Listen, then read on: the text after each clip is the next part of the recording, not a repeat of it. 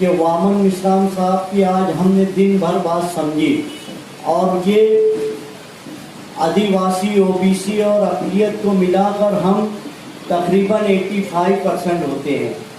3.5% ब्राह्मण हैं जो घरों में बैठे रहते हैं और हालात ऐसे पैदा करते हैं कि हमारे सामने हमारा दलित भाई आ जाता है, आदिवासी भाई आ जाता है या फिर कोई और आ जाता है, मगर हिंदू मुसलमान की फिजा बनाई जाती है।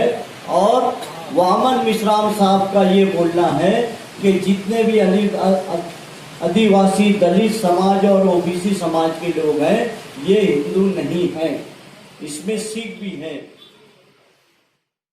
और गुजरात का जब फसाद हुआ तब भी एक बात आई थी, इससे पहले भी मैं बताया कि वहां पर काठियावाड़ के पास मुसलमान लोग गए कि भाई आपसे तो हमारी कभी झगड़ा नहीं हुआ, मगर फसाद हुआ तो आप लोग यहाँ के हमारा घर जलाया, हमारे लोग को मारा, क्या वजह थी?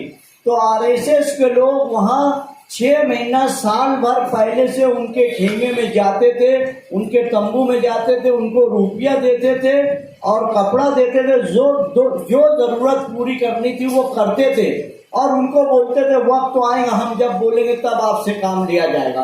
वो पूछते थे क्या क्यों दे रहे हो, क्या वजह? तो उन्होंने बताया कि उन्होंने हमको आदेश दिया कि यार इनके ऊपर हमला कर दिया जाए। तो वामन मिश्राम साहब से मेरी यही गुजारिश है, आप पूरे देश में चल रहे हैं तो मुसलमान, दलित भाई, आदिवासी आपस में ना टकराए, ये माहौल भी हमको पैदा करना चाहिए ताकि जब हमारी तहरीक शुरू हो तो 85% की ताकत रहना चाहिए या 3.5% जो ब्राह्मण की ताकत है, ये ताकत हमें देश में बताना है।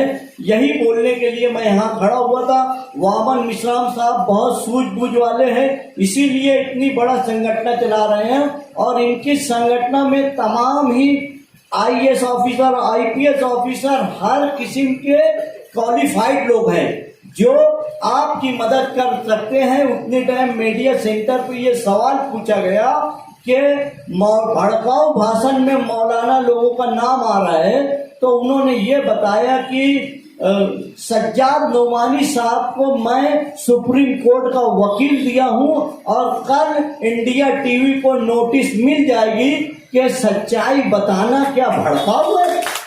ये वो उनके पास से वकील दिए हैं, वहां वकील 50 लाख के बाद शुरू होता है उसकी फीस। ये आप जानिए आपका कितना बड़ा काम कर रहे हैं। बहुत बहुत शुक्रिया।